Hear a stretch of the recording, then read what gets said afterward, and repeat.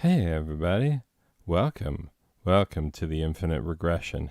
Oh boy, man, sometimes I put a lot of pressure on myself for no good reason when I should just be enjoying myself, which is what I should have done all night tonight. But instead, I did this. So, alright, whatever.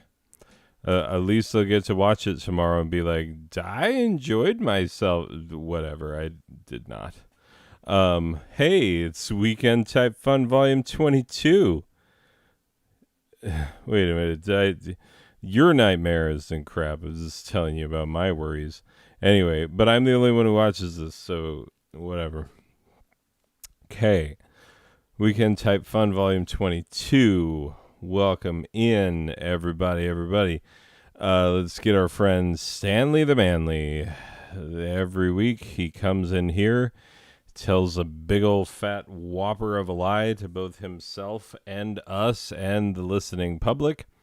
Tells us that he is still sober, and based on his behavior and his everything about him, his big stupid drunkard face and everything else about him, we're just gonna say, yeah, he's still on the sauce. He can bring in as many chips as he wants. You know, I could bring in chips. Anybody could bring in chips. Pack of plastic poker chips, $5. Can of spray paint, friggin' $1.50. There you go. Chips, bring them in. Anyway, Stanley the Manly, with your big sobriety that you're so proud of. Hey, why don't you ring us in here? Do the honneurs, as they were, good sir. No, I'm not going to call you that this week. I just need you to do your job and get out of here. Okay, here you go, Stanley the Manly. Weekend Type Fun, Volume 22. That's right. You just slink on out of here. You did your only job, the only thing you need to be awake for, the only thing you need to be sober for. Anyway, let's get a move on. This week's episode, clean, simple, and Scandinavian. Yeah, that's what that design looks like, I guess. Med den värld Pimbyrton after Skagen Pimbyrtonen. Spela Timat Rem. Spela Rem. Spela. Okay. There's no way. There's absolutely no way whatsoever we could keep the Scandinavian thing going. Oh, jeez. What were we thinking? I am currently filled with self-doubt. Oh, that's how I felt when I wrote these. That's true. So if any portion of this program is entertaining to anyone, up to and including myself, I'll be the most surprised of all. Yeah. Whenever I do these, like, it's funny because I literally don't want anyone to watch these. Like, I literally and actually don't. I mean, if you do, it's whatever. Like, you make your own choices in life. But I'm just saying, like, I didn't make it to be watched. You know? I just made it to make it, which is, you know, I enjoy it most of the time, putting it together. Actually, when it starts coming together, it does feel pretty awesome. So, you know, whatever. We're already at a point where I'm like, I'm fine with it, guy. Like, it's okay. Just calm down. Calm down, preparation me. Like, you made it through to the end of whatever this is going to be. And now that I'm in presenter mode, I'll just, like, try and make it work. Whatever it is.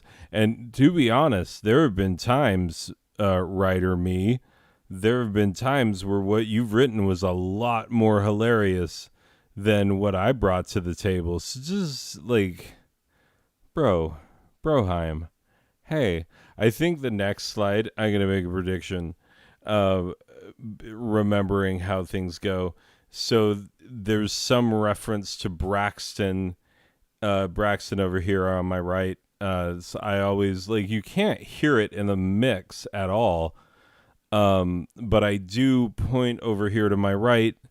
I lean to the right side of the microphone, but it's not a directional recording. And so, and I don't go through and fix things in post. So you have no way to know that I always point to my right and say Braxton. Anyway, so this next slide probably says something about Braxton being imaginary. You okay with that, buddy? With, the I did finger quotes just then. The person who wrote these slides calling you imaginary. You okay with that, Braxton? He says, yeah. I mean, he wrote these, so whatever. No, really, I don't think I can pull this off. Oh, this is you doing your whole self-doubt thing, Braxton. Okay, pull it together, dude. Like, come on. Anyway, you don't have to watch this if you don't want to. Seriously, it might not be worth seeing. Braxton. Buddy. Come on. Little, faith in yourself. You can do things. Like, we hired you to do this. You got the job. Like, you can do the job. We trust you. Anyway, the host will attempt to tell an imaginary person named Braxton to ease up on himself or something, but we all know there is no Braxton. There's just one guy who does this for himself, and sometimes he wonders if it's worth it. Oh my God, you guys. Hey, put your hands together. Everybody clap. We're all clapping right now. This is happening.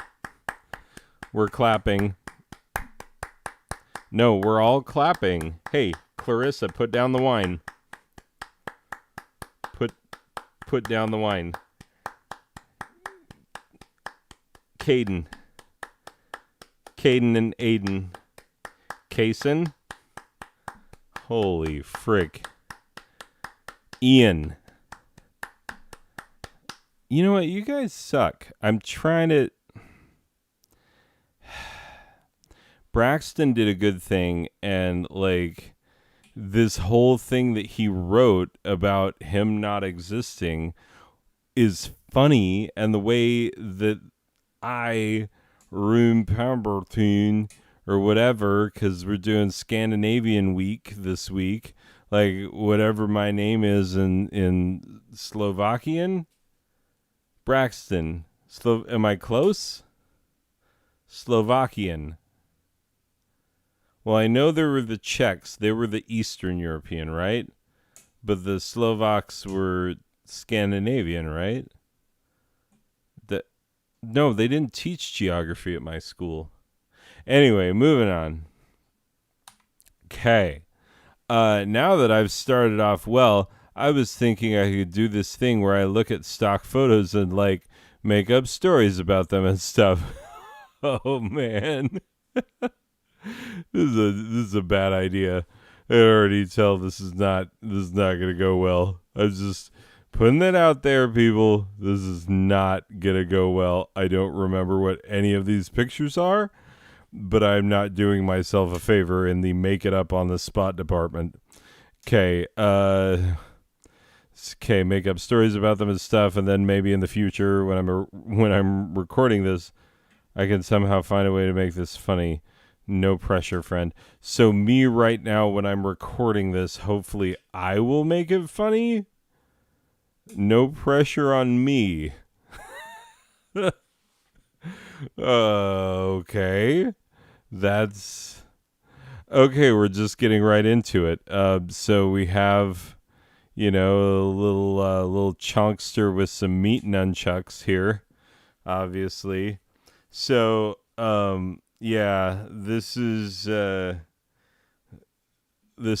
Taylor, Taylor Jorgensen. He is from St. Cloud, and he just loves himself a good sausage. Loves a good sausage. And, he was raised on him, but then mom started noticing that he was a little bit more of a porkster than some of the other kids in his class photo. She looked around and she's like, "Oh God, ours is the biggest one. It's all that, bratwurst and cheese he eats." And does this whole thing where he takes a whole nunchuck worth of bratwurst and tosses them in a frying pan, and it just grates cheese over it until the cheese goes from solid to soupy and then back to solid again. And then once it's back to solid again, he just scoops the whole hot mess out onto honestly, it doesn't fit on a regular plate, goes onto a serving tray. It's one of those silver serving trays. Well, it used to be silver. It's rather tarnished now. It's all blackened and got that weird, multicolored rainbowish effect, right, leading up to the black, and yeah, it's not looking good, but that's what he's been eating this monstrosity off of. Anyway, so little Taylor here, mom sends him away to fat camp in the summertime. He thinks he's going to adventure camp. He thinks he's going to be riding horses and doing archery and learning orienteering, whatever the frick that is, and learn to tie knots, like learn how to tie a really good noose so he can, like, when he goes through that goth phase a couple years from now, he can really do an accurate version of that and really freak people out at the mall. Anyway, so yeah, little Taylor here, he gets sent to fat camp, and he's not happy with it at all. He's like, "Oh my God, this is some bullcrap. Like, I was supposed to be doing stuff that would prepare me for the day when I'm freaking people out of the mall as a goth kid." Anyway, so yeah, he's all pissed off about it when he finds out that it's actually fat camp, and there's like nothing but lettuce and few cherry tomatoes, a shredded carrot. That's like it. You go through all the bins in the kitchen you want. That's all you're gonna find. It's just salad and no ranch or anything like that. Like no like solid dressings. It's just like oil and vinegar and whatnot. And that's it. And so like no reason to go to the kitchen, but he knows where the good shit's at, and he goes into the quartermaster has a back room for staff and faculty. He doesn't let any kids back there ever. Well, little Taylor knows what's up. He goes, he kicks that door in, gets himself a nice nunchuck worth of Wiener Schnitzel there, and yeah, he just goes freaking ape shit on the whole camp. He's taking fat kids down 9 at a time. He's like recreating that fairly well acclaimed Nintendo Switch game Astral Chain. He's like pulling that nonsense with some linked sausages. You know what I'm saying? And so yeah, he's just going to town, and then he steals a freaking bus, drives all the way back home.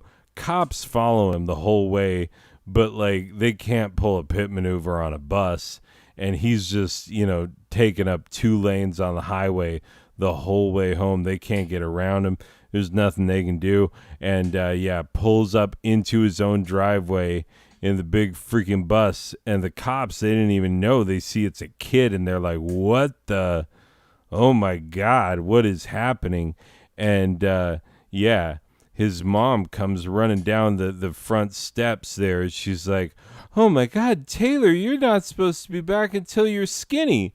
And he's like, "Skinny this, Mom," and he just whacks her right in the head with the meat nunchucks, and he pulls this face right before like 20 cops full on tackle him to the ground. He did a couple months in juvie, but you know what? Like next year, he's going to adventure camp. So he will have that goth phase, will have that noose. And you know what? The goth phase is going to be good for him. He's going to thin out quite a bit during that time. And so when he becomes an adult, you're going to actually want to know him because, like, he's going to be a good looking dude who's been through a thing or two. And so he's going to have this, like, crazy gumption and whatnot. So, yeah. Yeah, definitely hang with Taylor. Post fat camp, post adventure camp, post goth, like wait for him to get it all together and he's going to be okay. Anyway, oh my God. Yeah. Here's Steve Steverson. Look, the breakup with Diane is not going well. It is not going well, and everybody knows it. Like, look, everybody knows, first of all, that she broke up with him. She broke up with him, and she was cheating on him. She was cheating on him the whole time. Yeah, it's true. And what makes it worse is that she was cheating on him with his cousin that she was introduced to at his brother's wedding. And, you know, like, yeah, it was a whole thing. It was the first time she met the family and everything. But then, you know, she meets this cousin, and apparently they hit it off really well, and apparently too well. And, you know, pretty soon, you know, this is going on behind his back. And, like, poor Steve, I mean, he doesn't know anything about it until, you know, it's his birthday. And here's what you can't see is this cake that he's lying on here. It says, "Happy birthday, I'm leaving you." And this was like the last thing that he got from her, because he was still like under the impression that like he had a ring in his possession. He was just looking for the right moment to pop the question. He just wanted it to be something really memorable, but also something really spontaneous. And he was just waiting for like a month and a half for that opportunity, you know. And 1 month of that month and a half, she was cheating on him, and he didn't even know. So, yeah, and then, you know, she tells him with a birthday cake, and let's just say Steve's not doing well. I mean, COVID hasn't been easy for any of us, but Steve's having a rough time, you know, and I hate to say it, but we're going to have to ask like a friend of a friend to like just go make out with him, just to like, I don't know, breathe some life back into him. I mean, she can tell him like, "Oh, I only like you as a friend," the next day, but like just give him a little something to get him thinking about anybody else. Like that, he's in a bad way is what I'm saying. Anyway, let's have some sort of make out intervention with Steve, because it's a sad case, people. Oh, yeah, this. My God. Well, dumbest thing. You know,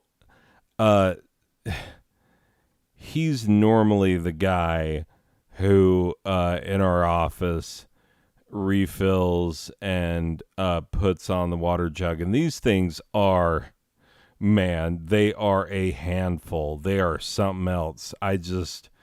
You know, and I'm not like athletic or whatever it takes to put these things on. I'm just not coordinated, you know. They hired me for my, you know, filing and typing skills. That's what I do. I type things, I file things. Sometimes I type things that I've filed, and sometimes I file things that I've typed. And sometimes I fax things that I filed, and some things I type things that I faxed, you know? and it's just a never-ending cycle. But anyway, Gary here, he normally does this whole water jug interchange, but it's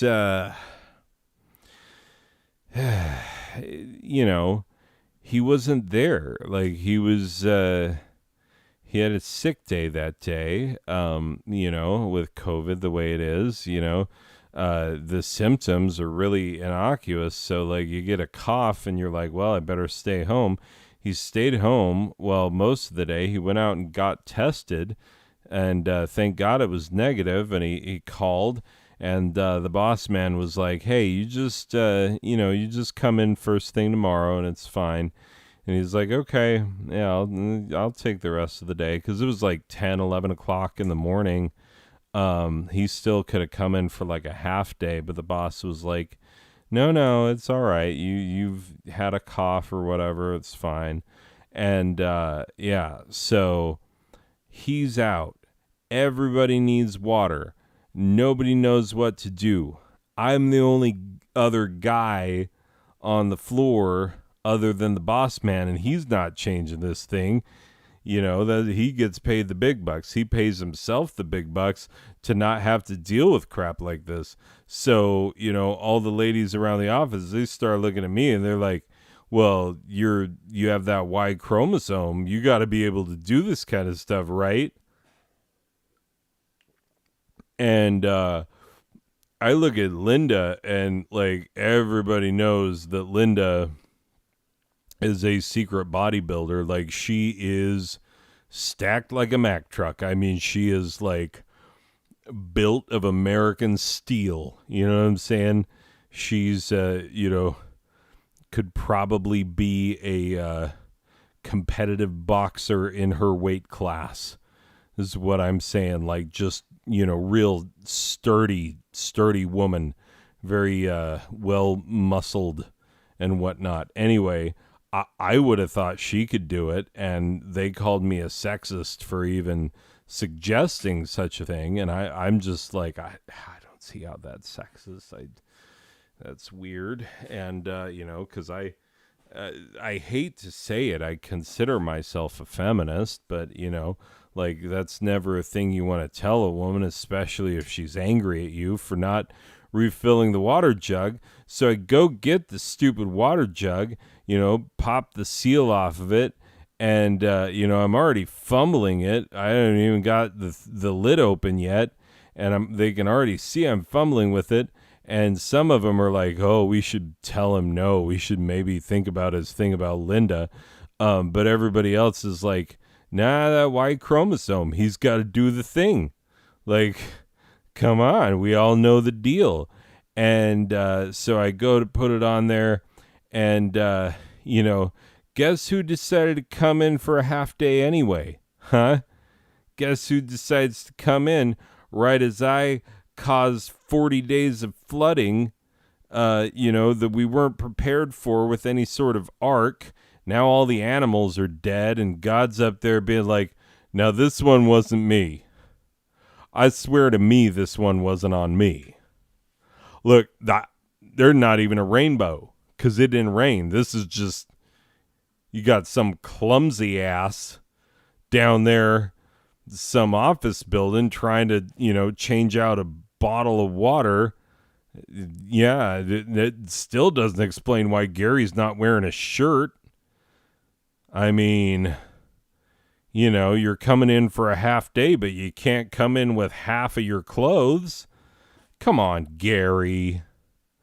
Anyway, that's what God has to say to Gary.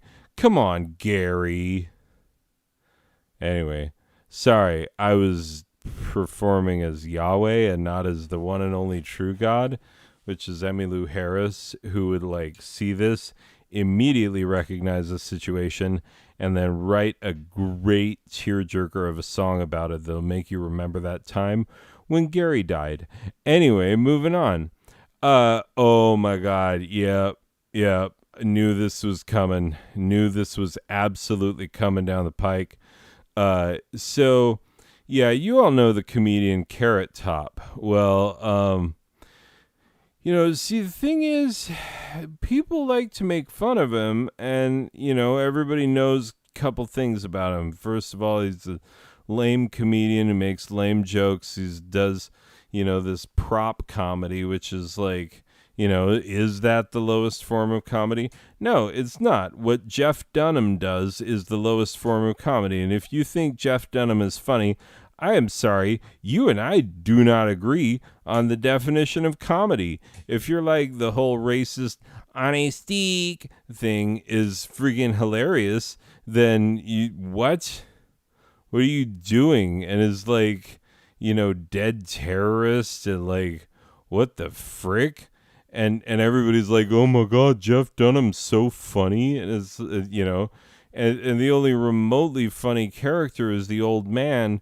But, like, he's not even that good of an old man caricature because, like, Statler and Waldorf did it better first. Anyway, it's true.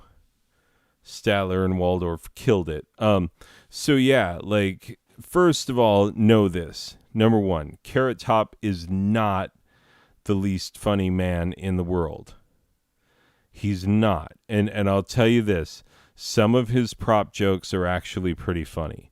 Like, you should see his most recent material. There's a reason he's still getting paid.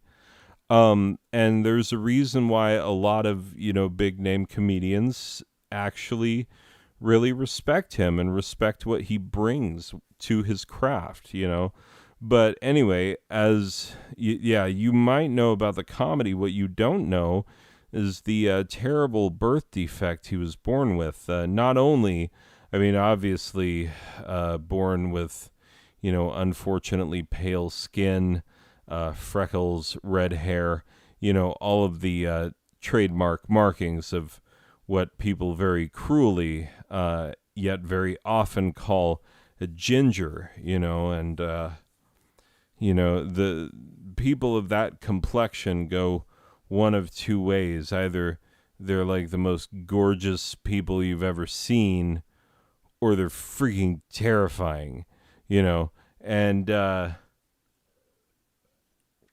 yeah. Guess which way our friend Carrot Top went, huh? Guess which way? He had a rough childhood. Not gonna lie to you, he had a very rough childhood. He didn't have this whole nose carrot thing under control. Had carrots coming out of his ears. And, people already called him Carrot Top even before these things really started sprouting during puberty. Puberty was a rough time for this kid. And, he got called a lot of names. He got bullied every day, but guess what? That made him tough. So when he goes out there on the road as a comedian, after he's figured a thing or two about nose and ear trimming, been to that store, the one, Sharper Image, has been in there, and they've got that magic trimmer that just, cleans all this business out, especially if you got, some sort of garden variety vegetable coming out of your face. It's more common than you think. And carrots actually aren't that bad. You've got to feel bad for a kid who's got something like, snow peas coming out because they're real floppy, and it's hard to get a good angle on them because they're real thin. And, man, those are so hard to trim out. But you get you a nice, firm, sturdy carrot. That's actually not that bad. So, anyway, yeah, he started trimming up this area. So, obviously, he doesn't look like this. And he started lifting an insane amount of weights and eating protein or steroids or whichever one makes you look like how he looks now. And, yes, he's still the terrifying version of this complexion. But you know what? He's reasonably well respected, reasonably funny comedian. And, how many people can you say that about? Can you say it about the person making this show? Huh? Can you? No. Anyway, moving on. Oh my God. Yeah. this guy. Oh my God. Corky Pascatelli. This freaking guy. I can't believe he made it in here. Corky. Oh, come on, Corky Pascatelli. Anyway, so this guy, um, his family is dirty money going all the way back to Sicily 200 years ago. And everybody knows it. The feds know it. They just can't prove it. Well, until this numbnuts comes along, he is the dumbest member of the family by far. He is, oh my God. Corky here just really is capital D dumb, and he had what was, not a bad idea because he heard from a friend that people on the internet are sending money via Bitcoin and other, cryptocurrencies and whatnot. And he had the thought, like, what if we could, sneak in on those transactions and take money from people who use cryptocurrency. And yeah, that's a solid idea. You figure out how to do that. Oh my God, you'd be the number one criminal of the digital age. I mean, there are billions and billions of dollars out there to be made if you find a way to steal cryptocurrency. So, make the Lufthansa heist look like nothing. Make the Lufthansa heist look like, a bully stealing a kid's lunch money, honestly. So, anyway, Corky here. Yeah, Corky Pascatelli. This friggin' genius finds out how to at least find out what the contact information is for individual users, which is actually harder than you'd think. But he finds out how to look people up who use cryptocurrency and how to video conference them.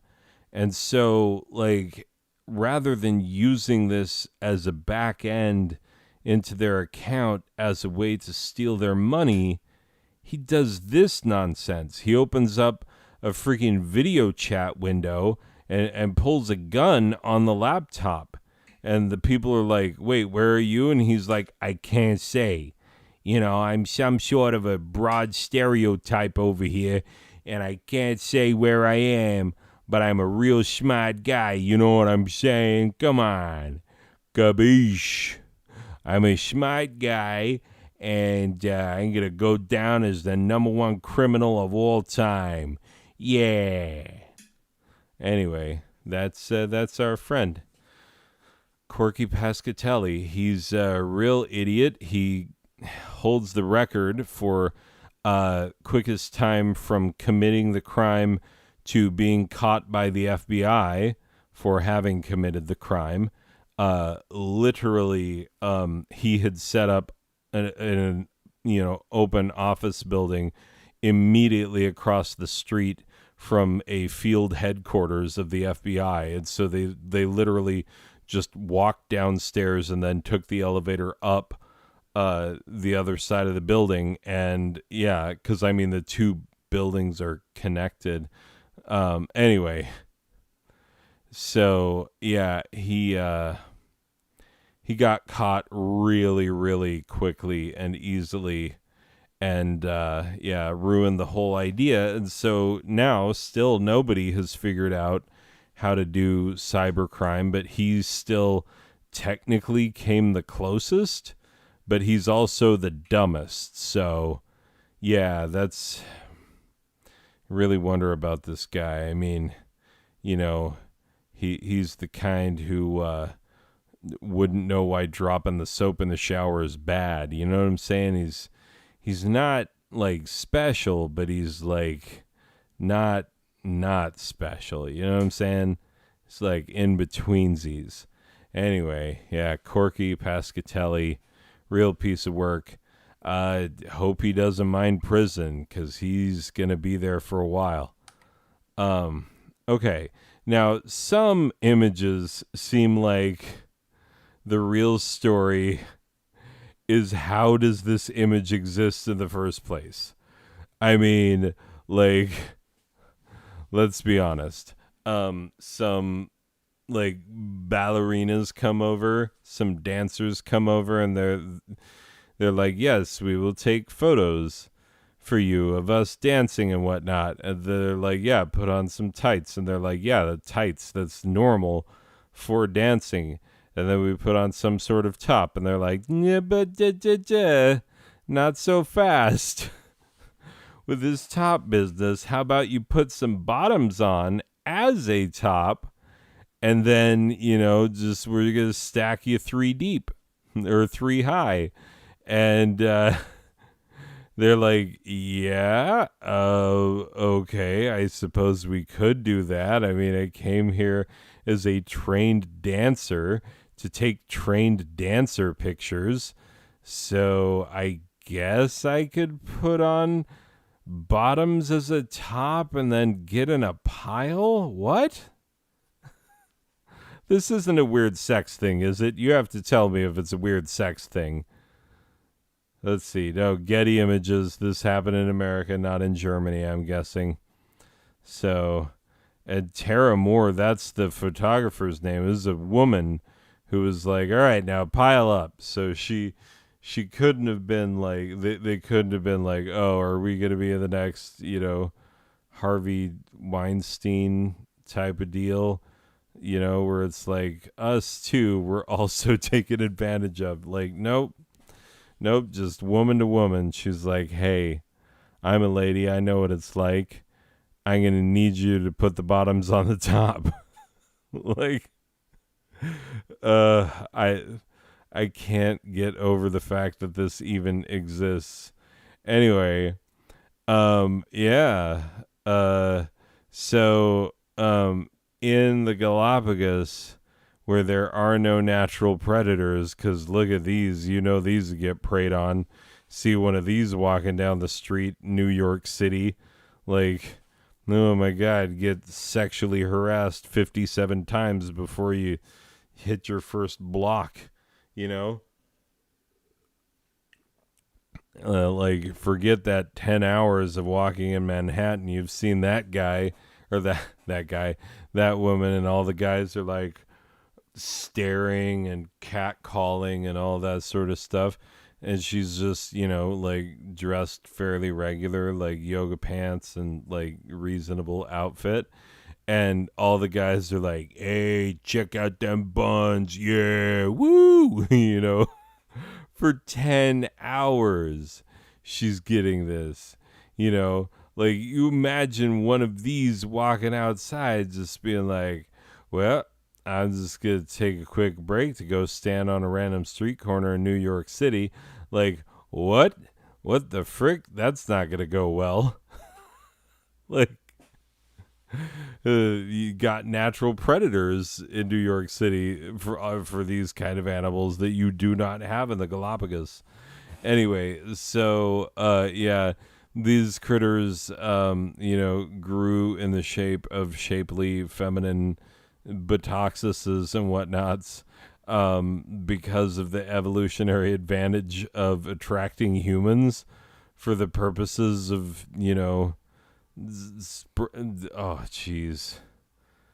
perpetuating the species, because they see this and they're like, oh, hey, how's it going? And they like rub up on, and then that releases, seed pods to other ones, and onward, and they just sort of are like, yep, that's all we need. Anyway, photosynthesis. Oh my God, right? Okay. Oh, yeah. This is Yoko Takanashi. She really, really gets off on messing with white guys, because the whole like stereotype about white guys being like, ooh, Asian girl, getting all weird and whatnot when it's an Asian girl. And white guys legitimately do that. They legitimately absolutely do. This guy is Derek Chesterton, and yeah, he is just, you know, regular, average, everyday, normal guy, and he wasn't looking for trouble, you know, and he just goes to the bar like he normally does on a Friday night and orders up a couple of drinks for himself. He's not looking for any company. He's not looking for anything other than just a place to relax and unwind. That's all he's looking for, you know. And then in walks Toko Yakahashi here, and like, yeah, she sees him and it starts like giving him the eye and like starts mouthing things at him from across the bar, and he's like, I'm just sitting here, but like, is this on? Like, are we two consenting adults who are about to consent, you know? Because he doesn't know what's happening. Like, he didn't instigate this business. And anyway, normally what she does is entrapment of guys who would normally be like, oh, hey, baby, you're totally Asian and whatnot. Oh, yeah. I totally like anime and stuff. So maybe you could be like my super submissive anime girl, you know, and like all the white guys who meet her think she's supposed to be all submissive. And so over the years, she's just gotten fed up with that nonsense. And now she just pulls guns on dudes. And like, it's not right, especially when the guy is like not even, it's not that he's not into Asian girls. It's just that he just, you know, he likes cute girls no matter who they are. He's single right now. He's not cheating on anybody. He's not doing anybody any disservices. You know, he's being honest about who he is. She's not being honest about who she is. And, yeah, you know, she takes him back to her place and throws a teddy bear at him, throws money all over the ground. It's like, you see how do you like it? Do you like being treated this way? I'm whining and dining you, you know, like, it's like, this is the early part of the relationship where you throw money and you buy cute stuff like teddy bears. And he's like, I'm just like, I don't know what I expected. I did not expect this. And she's like, yeah, you're a piece of trash. You're one of those white guys who's just all about Asian girls. You think I'll be so all submissive and whatnot. And he's like, actually, no. I just kind of like thought you were cute and whatever. And I've never dated an Asian girl, but like, I've never not wanted to date an Asian girl. You know what I'm saying? Like, I'm not like picky. I just don't meet a lot of Asian girls out here, you know, in the Midwest, you know. Guy grows up in Battle Creek, Michigan, and that's, you know, it's not the sort of place where you meet a lot of Asian ladies. It's just, you know, it's a blue collar town, and then you stay in blue collar towns all over Minnesota and Wisconsin as you're getting into your career, and you still not a lot of Asian ladies, like just surprisingly few. Anyway, so this one time he actually is like, yeah, maybe we'll make it happen with an Asian girl. She's winking at me.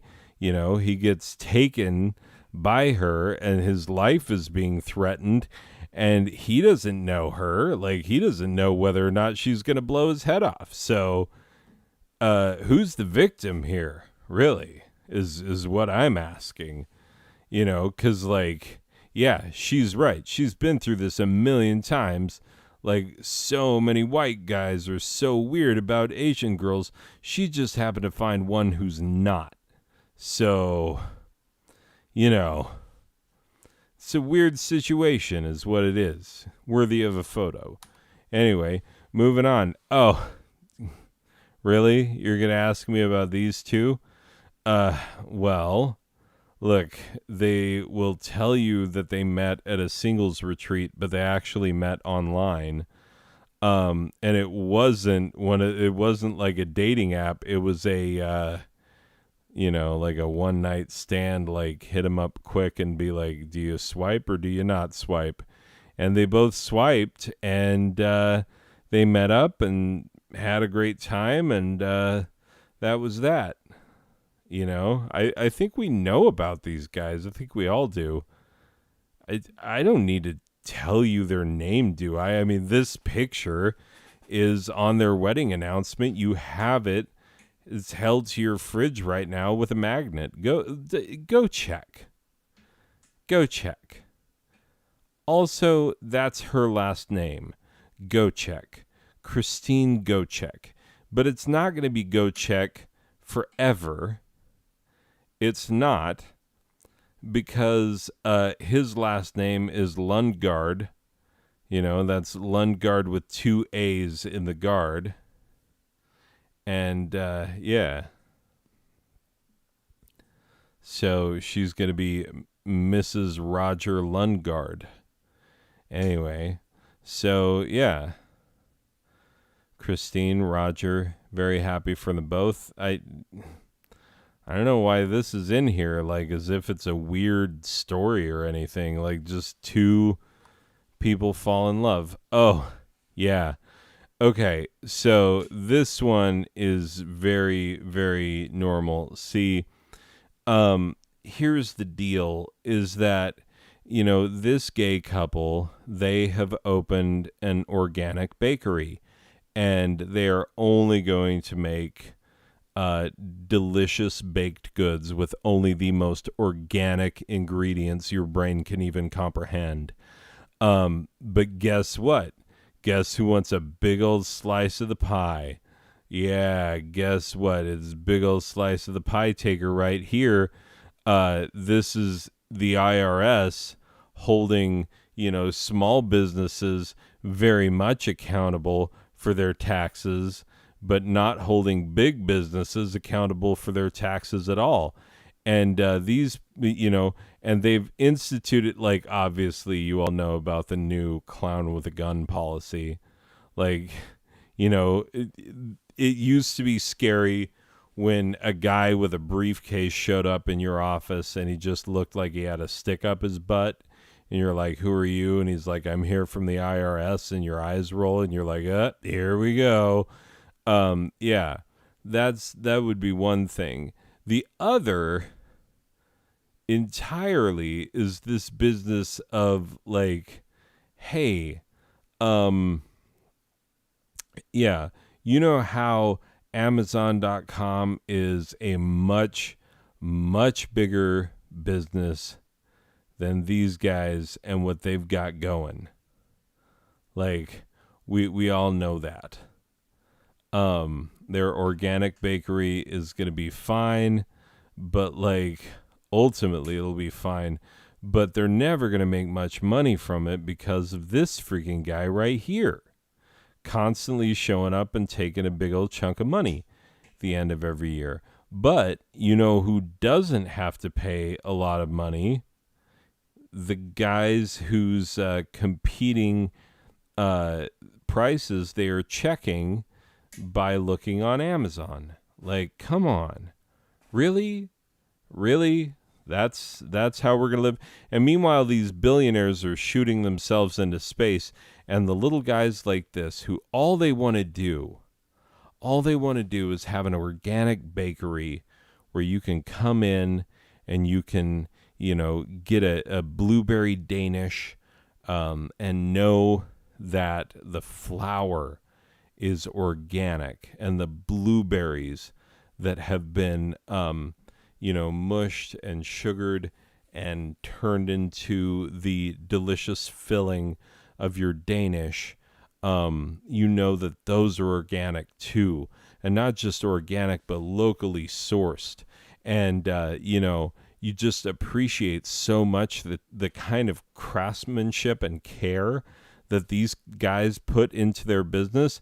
But guess what? They might not last another year because of this clown right here. Go make the wealthy pay for what they owe and give the rest of us a break. COVID's been hard on people.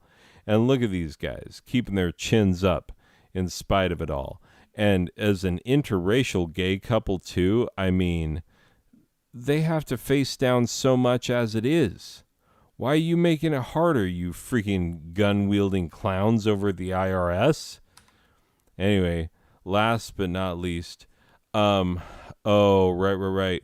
So this is a well-known practice, religious observance.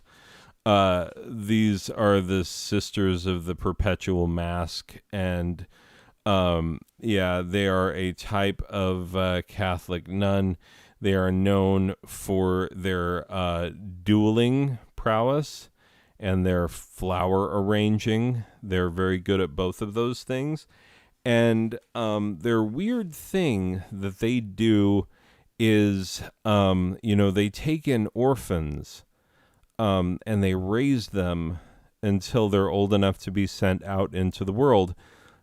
And when they let the kids go out into the world, they're raised here, they're educated here, they have all of their needs provided for here with tender, loving care from these women who are so humble and so religiously devout. Anyway, so they just have one rule for the orphans who leave this place and go on and find happiness and get married, especially when they're getting married. They want a picture.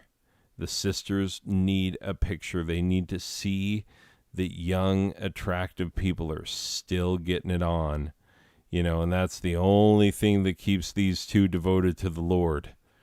That's right. So, anyway, this is obviously one of their former orphans, and she's doing all right for herself. And these two look at this picture and sigh, and that's part of their devotion. Did I do it? What? 5 minutes of time? Multiply that by 10, buddy. My God. I had no faith in myself whatsoever. Like, it may not be funny, it may not be interesting, but I can spin a yarn. So, I can talk. Can I make it good? No, not necessarily. Like, that is openly debatable. But can I talk? Holy frick, can I talk? Anyway, is any of it any good? No. Of course not. Are you crazy? Oh, hey, check out all these oddly similar images for anxiety.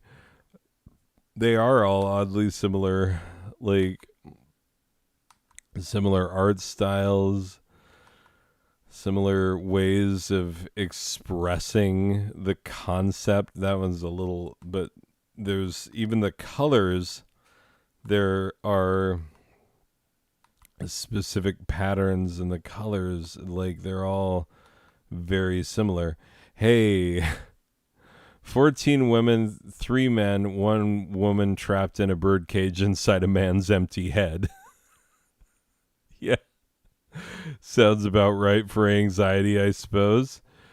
I could really empathize with these 14 women, 3 men, and 1 woman trapped in a birdcage inside a man's empty head. No, really.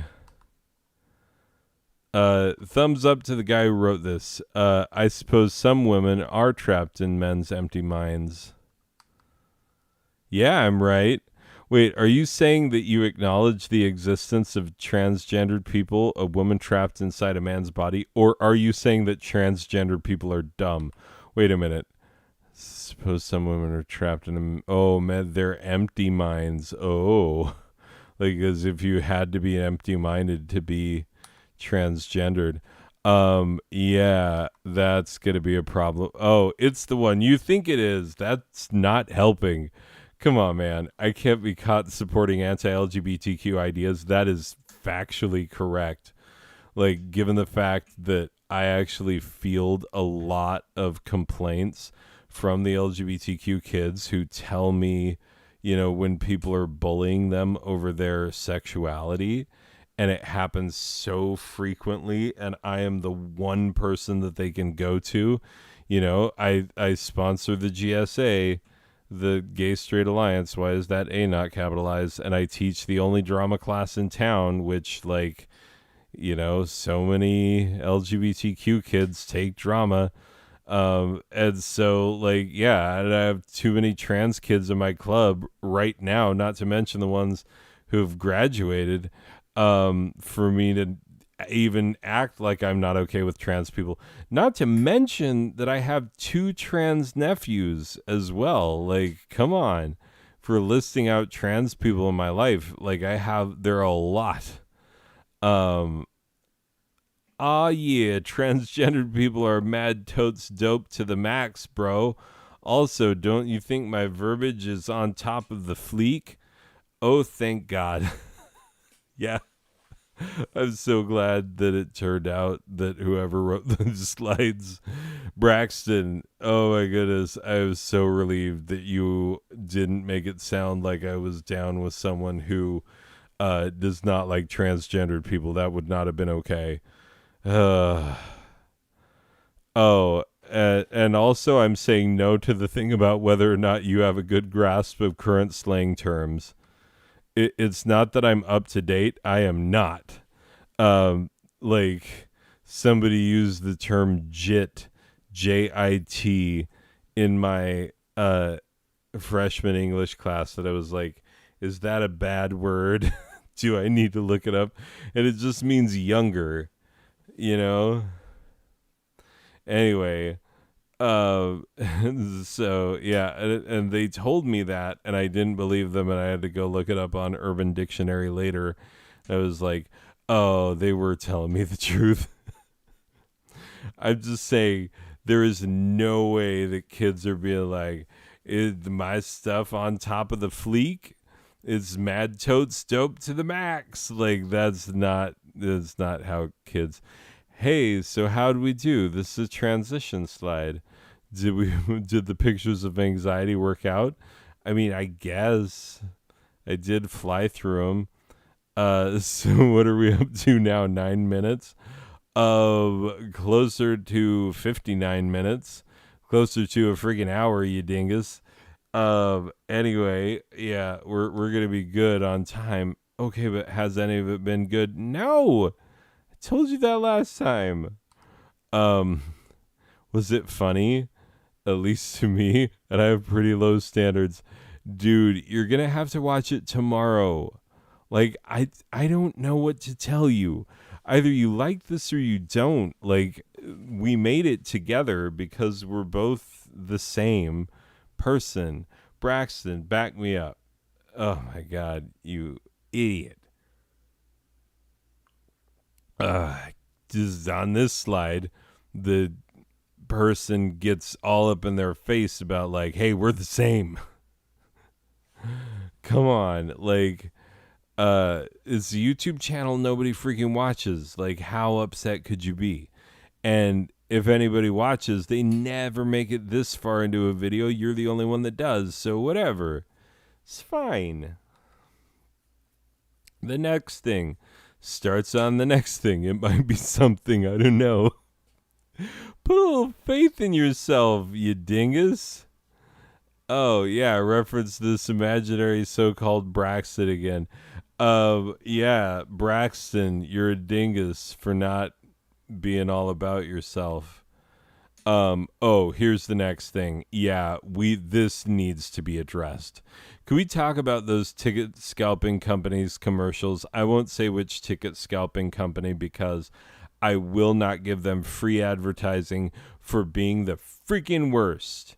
But you know who I'm talking about if you've seen these ads where they have the talking butts and they're like, oh yeah, I went saw an opera. Yeah, that's right, opera. Don't you look at me that way. I'm a talking butt and I go to operas. It's like, what the frick are you doing? Like, especially the guy, like his buttocks are like inhuman the way they move. Like, he better be wearing some prosthetics of some sort. Like, for real, because it is disturbing. Oh, and you, little Miss Red Pants, coming on to me like that, asking if you could take me out to breakfast tomorrow when we've only just met. Telling me things about what you like to do to me in a cheap motel on the edge of town. Telling me things about the one by the airport with the hourly rates. Giving me directions, telling me it's the one with a purple neon bed on the sign. Oh, that sounds shady as frick. As if I would go and do unspeakable things to a person like you, like we both know I want to. I am a married man. And on this slide, he apologizes to his wife for comments that made it seem like he wanted to run away with just the talking butt of a woman from a ticket scalping company's actual real life commercial. Lovely wife who will more than likely be sitting right across from me when I'm watching this tomorrow. I freaking hate those commercials. I cannot look at them. I find them physically revolting. And so I have no attraction whatsoever to the woman with the red pants. I actually look away in utter disgust, and it doesn't matter whose butt is on the screen. The way they make the move is just like is not good. And I freaking hated this company before, but now I'm like, oh god damn them to hell. It's for real.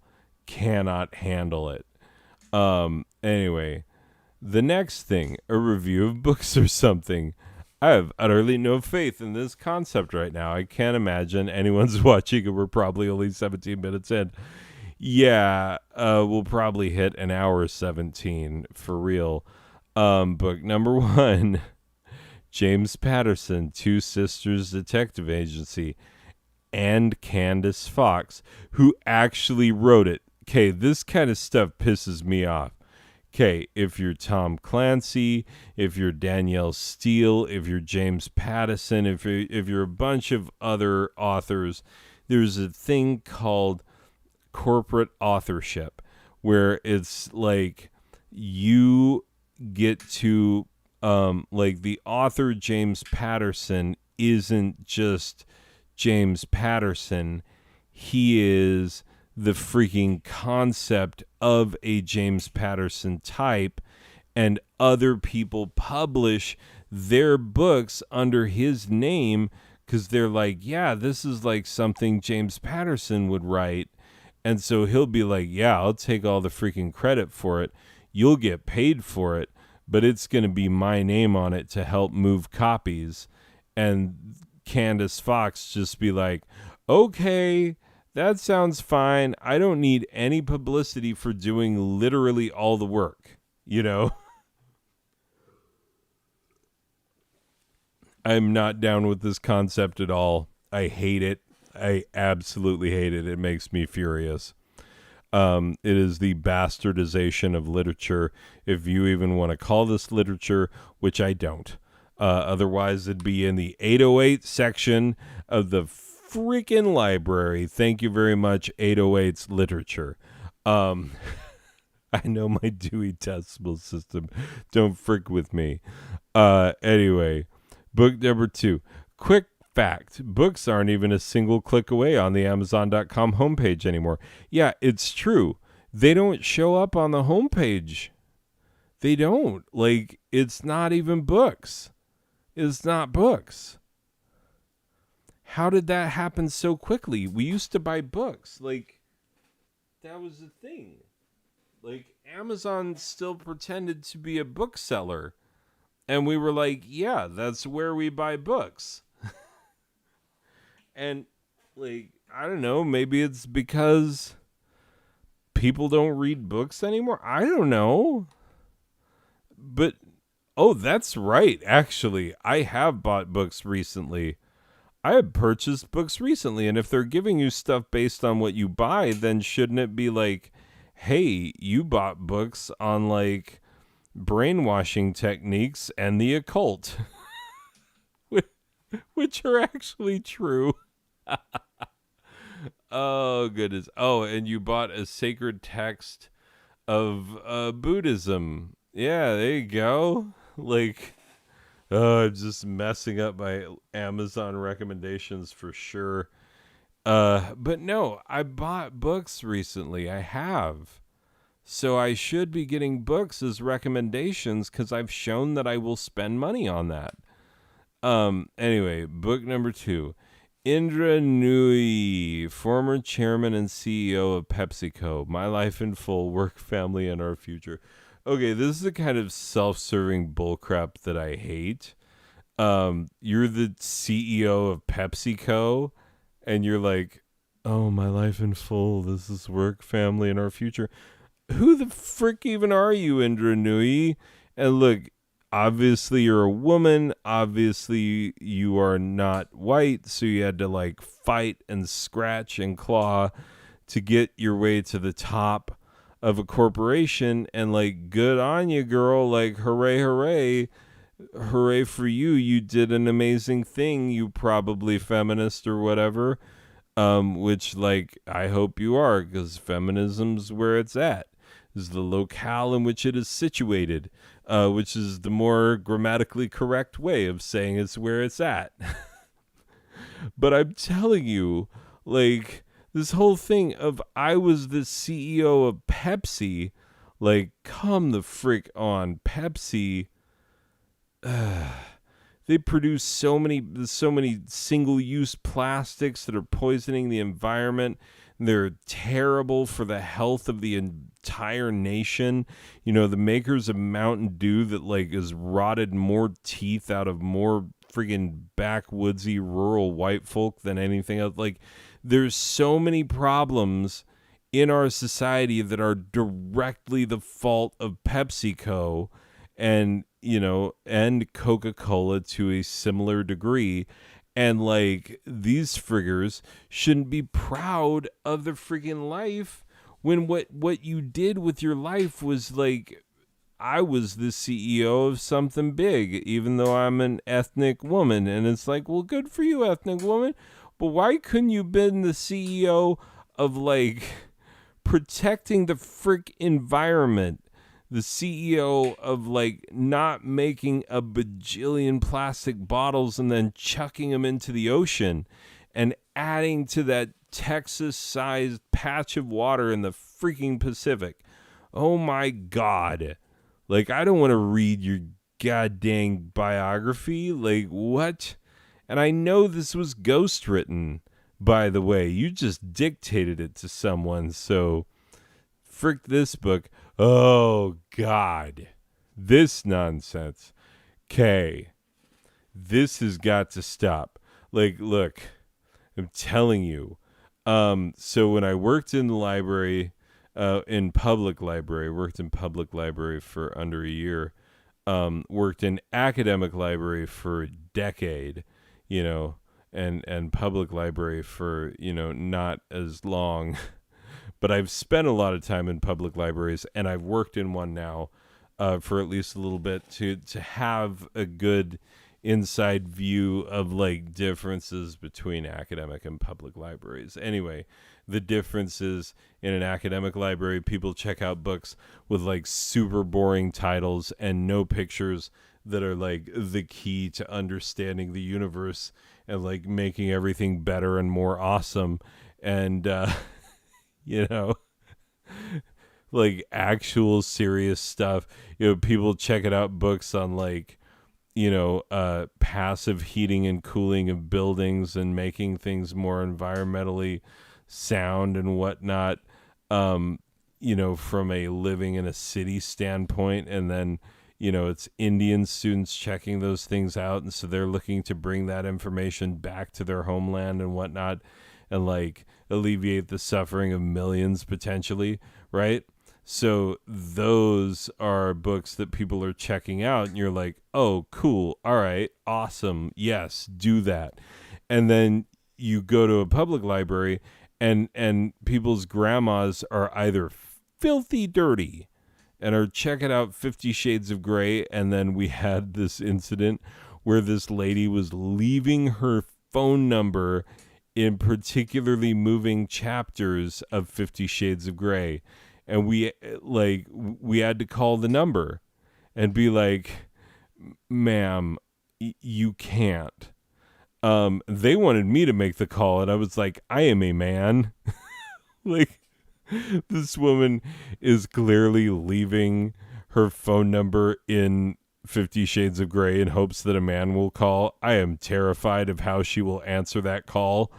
Anyway, so yeah, we had one of the female staff do it, and we all listened. Like, we all listened to that phone call. So we're like, what's she gonna say? Anyway, jeez. Yeah. And what she did say was like, oh, I'm sorry. I was just, like gave some nothing, like just was like, I'm sorry. Didn't even acknowledge that like it was weirdly sexual or anything. It was just like, oh, I'm sorry. I shouldn't have done that. Are you going to charge me for the book?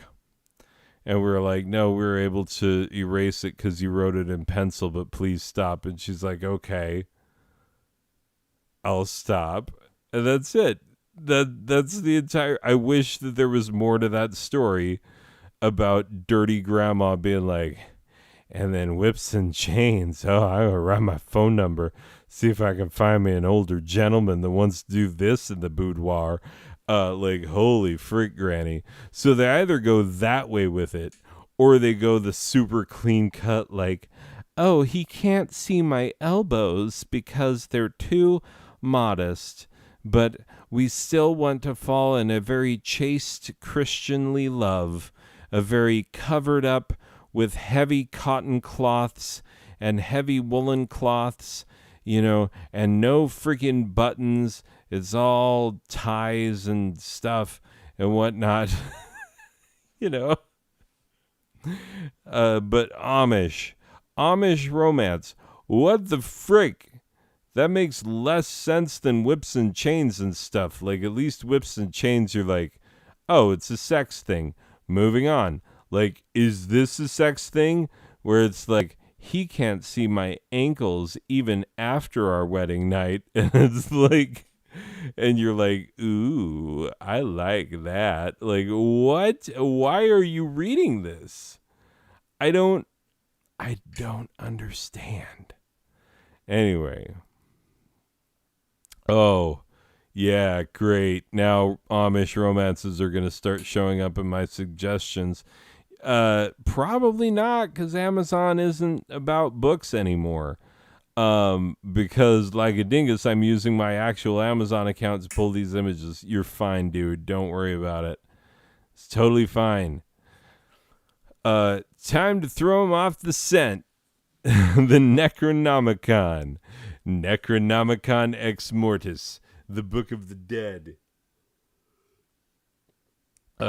Published just in time to be included in Army of Darkness, the greatest movie ever made. Absolutely. No.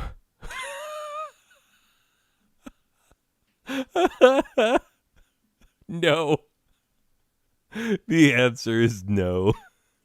Hey, but at least I didn't tell how I met Bruce Campbell and he made fun of me to my face, and it was like one of the greatest things ever. Because like when you meet Bruce Campbell, you have to understand fandom of Bruce Campbell. You want him to make fun of you. You don't want him to be nice to you. Like, him being nice to you, you could be like, I met Bruce Campbell, he's a nice guy, but it's Bruce freaking Campbell. Evil Dead 2, Army of Darkness, and his many TV shows, one of which is Ash versus the Army of Darkness, which is somewhat similar, but not entirely, but also has freaking, what's her name? Xena Warrior Princess is in that one. The actress, not the character. I can't think of the actress's name. Anyway, regardless, like, he's in some of the best things ever made, And like I met him, and but like his character in the best things ever made is always like snarky and mean to people, you know? And so like if he were like, "Oh, hey, part of my public, it is so lovely to meet you. Who should I make this autograph out to?"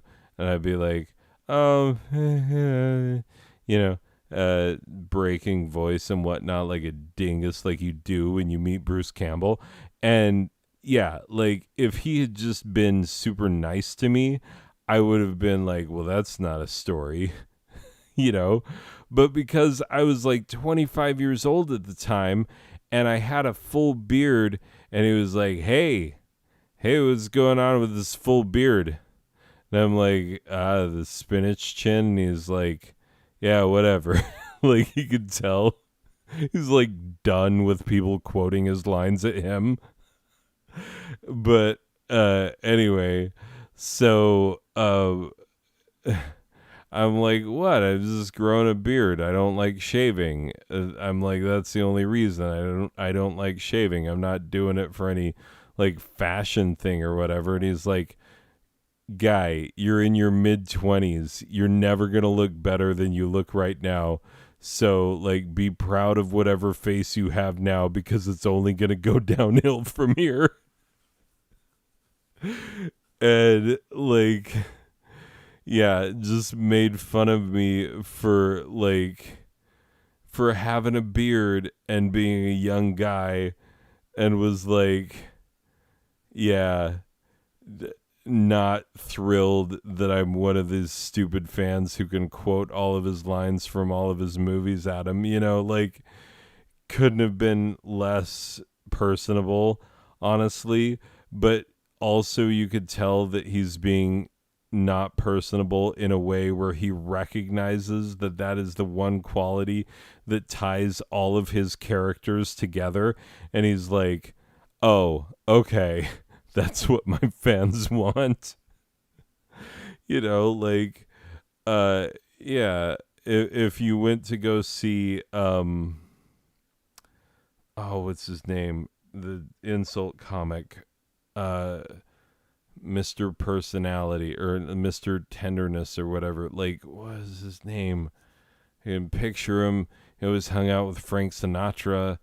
He had a ton of Sinatra stories, and he was the only person who could get away with like joking on Sinatra, and then being like, they're gonna find my body in a meat locker in Jersey, and like openly making fun of Sinatra's mob connections and whatnot in Vegas.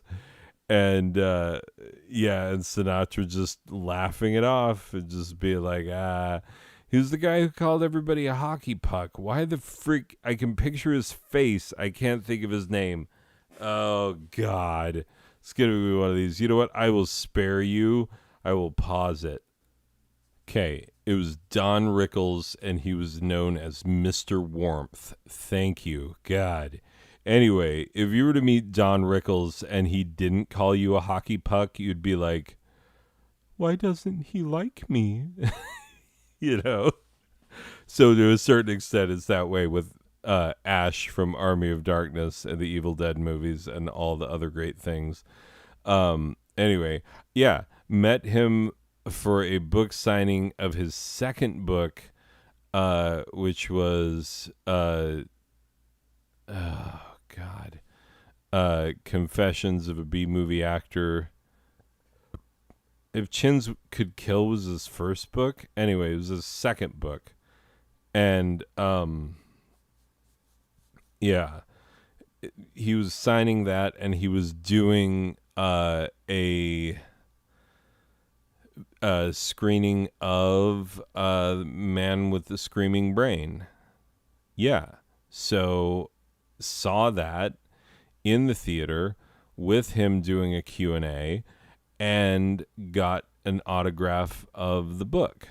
So, yeah, that was an awesome thing. And, yeah. Anyway, moving on. Oh, book number 5. Gashly Crumb Tinies by Edward Gorey.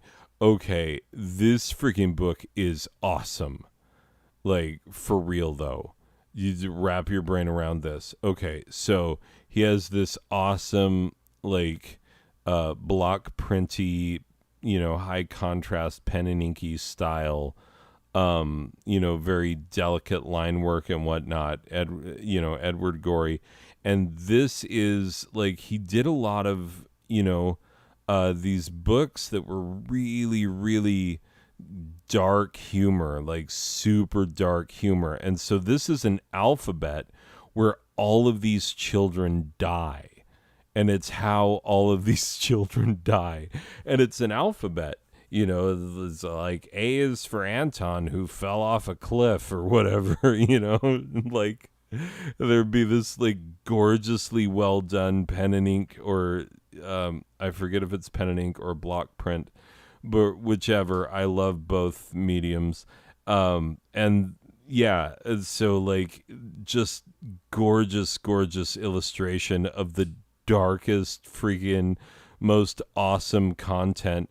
And so I have this book, but I also have one of his collections, and I've only read portions of it, and it's really, really fascinating how like dark this man gets in his humor, and yet how beautiful it is. Like, oh my God, I love it so much. If I were more secure in terms of like, because the guy I got my first tattoo from, like, his line work is really, really good, but I don't know if it's this good. You know what I'm saying? And I would want to know that it was this good before I got a tattoo of this, but I would love one of these tattoos. Anyway, oh my God, Matilda.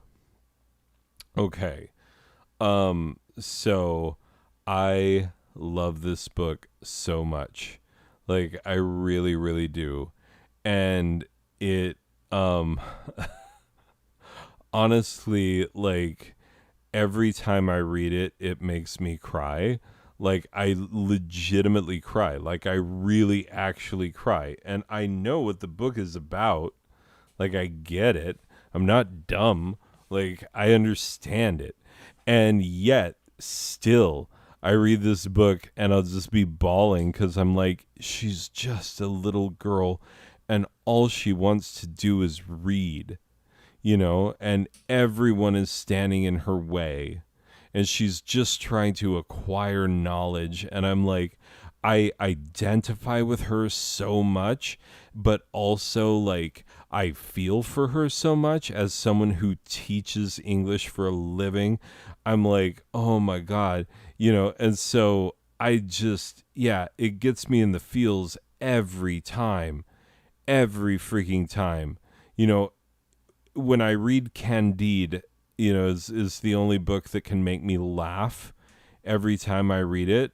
I'll laugh out loud to myself. Like, I'll just be sitting alone laughing out loud to myself. Matilda is the book that I will just be sitting by myself, just bawling my eyes out. Like, she's just a little girl who wants to read. Like, she just wants like a stable home environment so she can read. Oh my God. It just, yeah, it gets me in the feels. No, I didn't cry when I was talking about it. That's what this is asking. Did I cry when I read it? Yes. God. Think you can make me cry? Anyway, okay, that's enough for Make Attempt at Funny. I don't know if any of this is going to work.